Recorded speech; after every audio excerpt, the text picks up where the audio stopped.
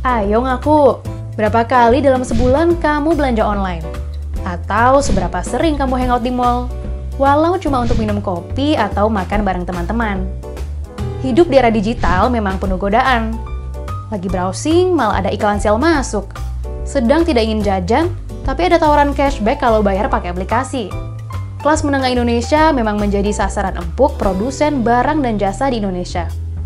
Selain itu, usia kelas menengah di Indonesia kebanyakan berada di sandwich generation, yang memiliki kewajiban untuk mengurus orang tua yang tidak lagi produktif dan punya tanggung jawab untuk keluarga kecilnya sendiri.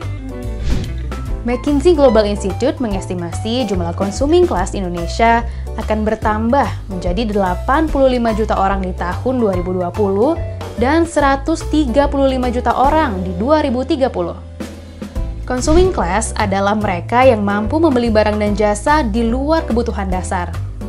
Secara umum disebut sebagai kelas menengah. Tetapi di negara maju, kelas menengah ke bawah pun bisa masuk ke dalam consuming class karena daya beli yang tinggi. Meningkatnya jumlah kelas menengah di Indonesia bisa terlihat dari peningkatan konsumsi orang Indonesia berdasarkan survei yang dilakukan Credit Suisse. Fashion dan liburan mengalami peningkatan terbesar, disusul parfum dan sepatu olahraga.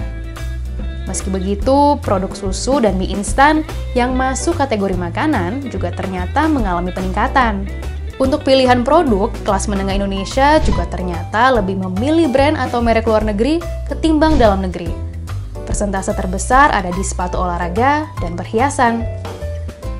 Lalu dengan adanya peningkatan konsumsi, apakah kelas menengah juga menabung dan berinvestasi? Yuk kita buka data hasil survei Narasi TV terhadap 295 responden di usia produktif dengan rentang usia 21 hingga 44 tahun. Ternyata ada 62 responden yang menabung lebih dari 20% gajinya, meski jumlahnya lebih sedikit dari yang hanya menabung 5 hingga 10% gajinya.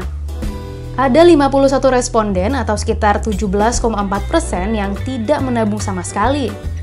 Dari survei ini terlihat, belanja dan cicilan merupakan alasan yang paling banyak dipilih responden mengapa mereka tidak bisa menabung.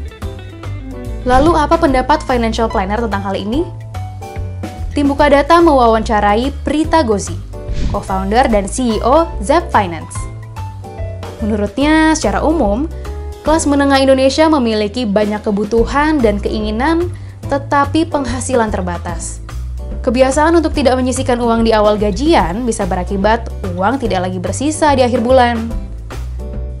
Lalu di era yang konsumtif ini, bagaimana menjaga keuangan agar tetap sehat? Ada 4 indikator keuangan sehat. Saatnya bertanya ke diri sendiri apakah pengeluaran kita tidak lebih besar dari penghasilan. Apakah kita memiliki utang? Jika iya, apakah cicilannya maksimal 30% dari gaji? Yang ketiga, apakah sudah punya dana darurat minimal sebesar 3 kali pengeluaran bulanan? Dan terakhir, apakah kita memiliki tabungan dan investasi masa depan? Jika mayoritas jawabannya tidak, sudah saatnya menyisihkan uang sejak sekarang. Salah satu caranya, mengurangi jajan. Tawaran cashback dari berbagai aplikasi memang menggiurkan dan memancing kita untuk jajan dan merasa lebih hemat. Tapi pernahkah kamu menghitung total jajanmu per bulan? Kalau sebulan menghabiskan saldo 1 juta rupiah untuk jajan, gaji kita harus minimal 10 juta per bulan.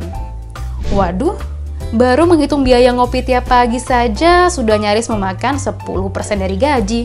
Yuk coba simak lagi indikator keuangan sehat tadi, biar uangmu tak habis di hangout.